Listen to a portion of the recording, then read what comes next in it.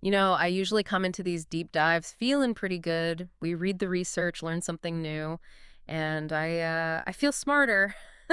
But today I'm having a bit of an existential crisis. That is usually a sign we're digging into something good. What triggered it? Well, normally we talk about things, black holes, ancient Rome, AI.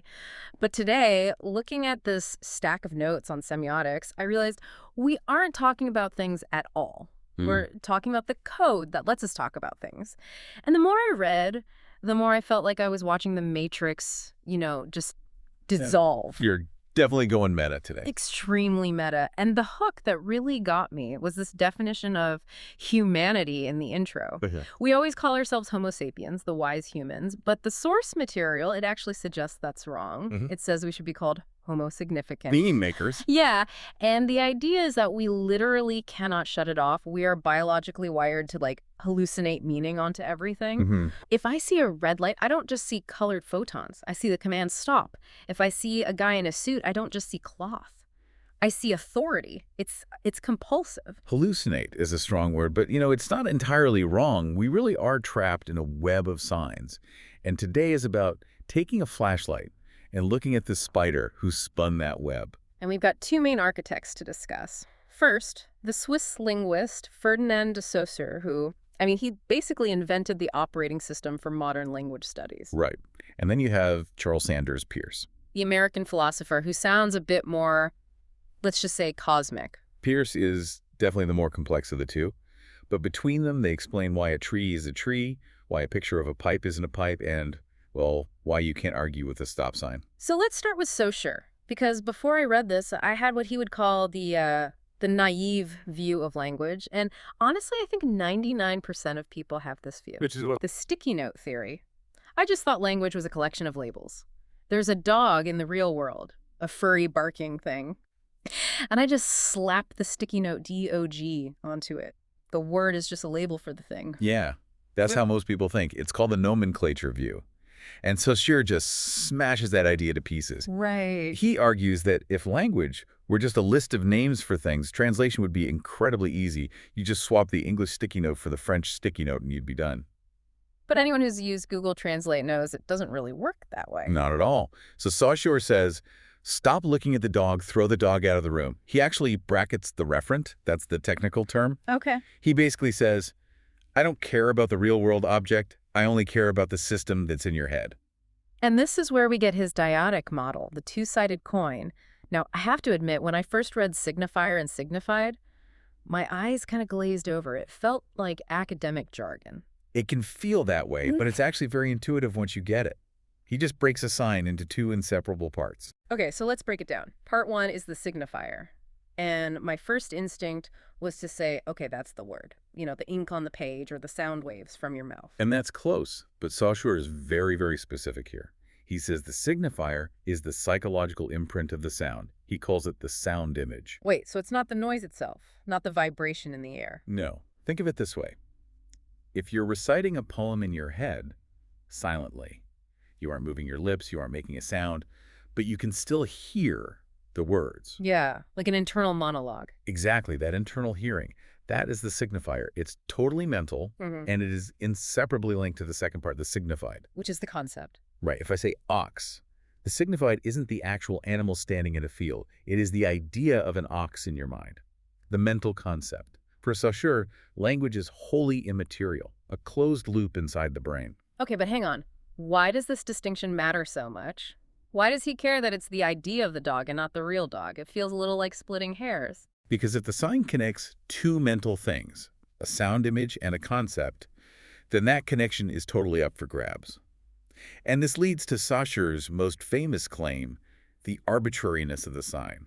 The first principle. There is absolutely no logical reason why the sound tree means, well, a tree. We could have all decided that the sound tree means car, and as long as we all agreed, the system would work just fine. The text mentions that old debate from Plato's Cratylus. Is a name naturally part of the thing? Saussure says absolutely not. It's just random convention. Right. And because that link is arbitrary, it means language is just a system of differences. This is where the chess analogy comes in, which I think is brilliant. Oh, I loved this part. The knight. If you lose a knight from your chess set, You can replace it with a button or a coin or anything. As long as everyone agrees this coin moves in an L shape, it is a knight. So its knightness isn't in the material, the wood, or the ivory. It's in the rules. Exactly. Its value comes from how it opposes the other pieces. A knight is a knight because it's not a bishop, it's not a rook, it's not a pawn. So Searce's language is the same. The word cat only means cat because it isn't hat or mat or bat. Meaning is negative. That sounds a little bleak. Meaning is negative, like we're just defining everything by what it lacks. It just means we define things by their boundaries. And this is where that sheep versus mutton example really shows how this shapes the way we see the world. Yeah, walk us through that, because as an English speaker, I have two separate words. In English, we have sheep for the animal on the hill. We have mutton for the meat on your plate. We've sliced the concept into two pieces. Okay. But in French, the word mouton covers both. So, does a French person look at a dinner plate and see the animal? In a way, yeah. Or rather, their conceptual grid hasn't drawn that hard line between the two. Their reality is segmented differently. This is the part that gave me the crisis. Because if I'm getting this right, reality is like this giant continuous blob of dough. And language is the cookie cutter. English uses one set of shapes to cut up the dough. French uses another. And we mistake the cookies for reality when really it's just the shape of our cutter. That is a fantastic analogy, and it applies to everything. Think about the color spectrum. It's a continuous fade. But we draw hard lines and say, this is blue, this is green. Some languages don't even make that distinction. So if I spoke that language, I literally wouldn't see the difference between a leaf and the sky. You'd see the different photons physically, but you wouldn't assign them to different categories. You wouldn't perceive the difference as meaningful. It's the whole Sapir-Whorf idea that language shapes thought.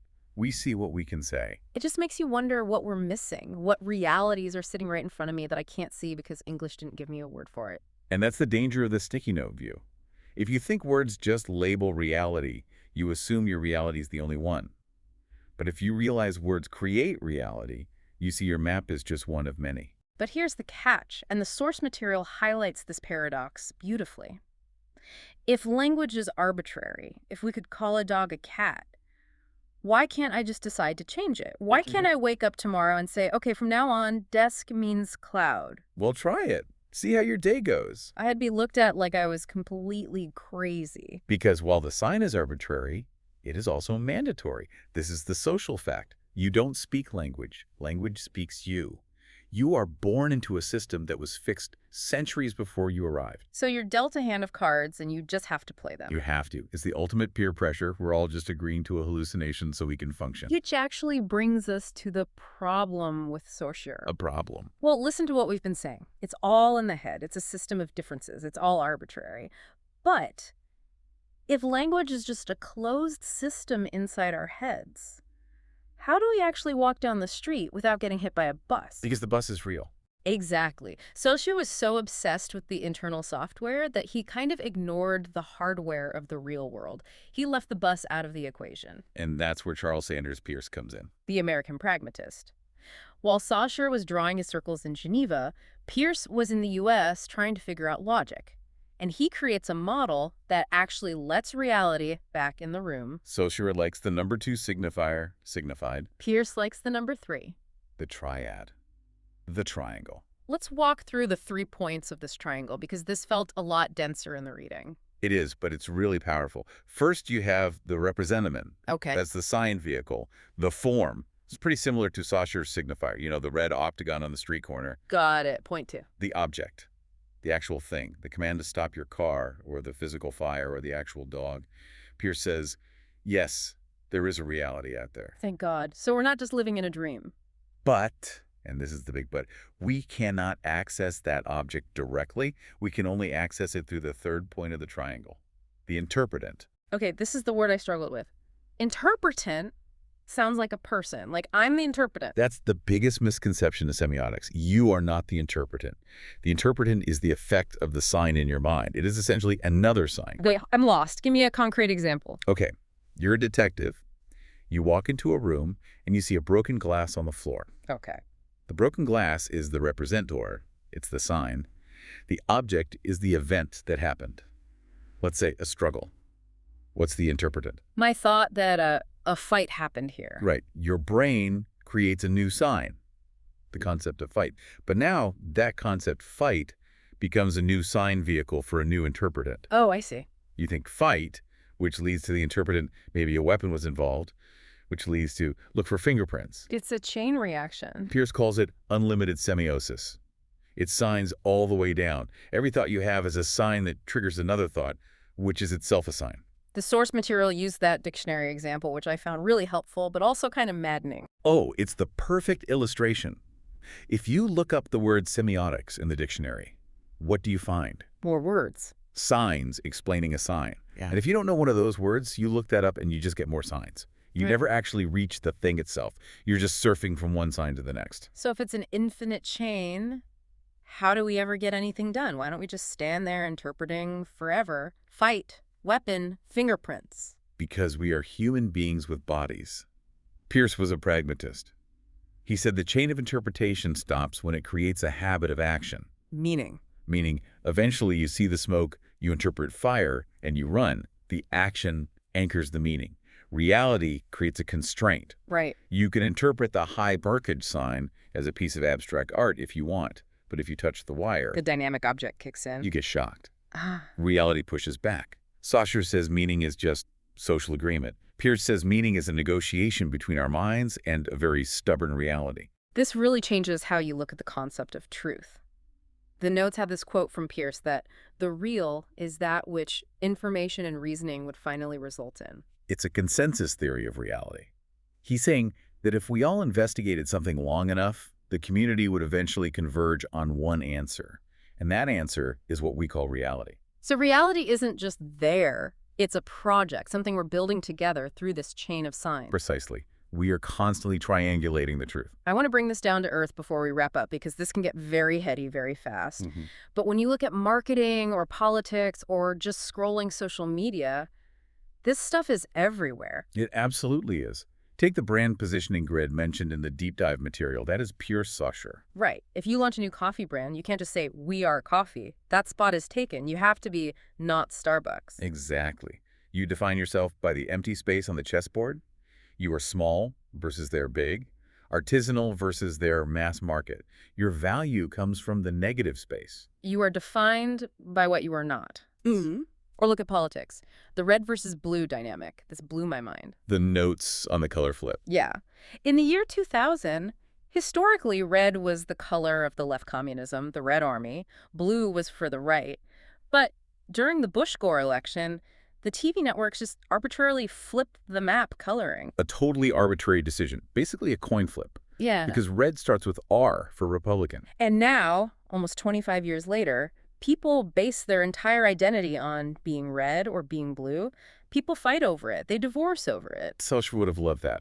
It proves that the color itself, the signifier, doesn't matter at all. There is nothing inherently conservative about the wavelength of red light, Right. but the opposition matters. Yeah. You are red because you are not blue. The system creates the meaning, and we live inside that system. It's frightening how easily we can be programmed. Or empowering. Yeah. Because once you see the code, you can stop taking it so seriously. You realize that a lot of the rules of society, what's cool, what's polite, are just arbitrary agreements. We could have agreed that wearing a tie is unprofessional. We could have. And maybe in 50 years we will. The code is always rewriting itself. So if we synthesize these two, Saussure gives us the internal map. He shows us how our brain cuts up the world into concepts like sheep and mutton based on the words we have. And Pierce gives us the compass. He shows us how we navigate through those signs, creating chains of meaning that, hopefully, if we're smart about it, align with the actual reality out there. Meaning makers. Homo significans. We interpret, therefore we are. I want to leave the listener with that thought I mentioned earlier. It's been stuck with me all week, and I think it's going to mess with me for a while. The invisible reality. Yeah. Look around the room you're in right now. You see a chair, a phone, a window. Those are the cookies your language has cut out for you. Right. But what is the dough? What patterns, what distinct realities are staring you right in the face that you literally cannot see simply because your language hasn't given you a handle to grab them with? That is the ultimate question. The world is so much richer than our words allow us to see. If you want to expand your reality, expand your vocabulary. Thanks for diving deep with us. Start looking at the signs. See you next time.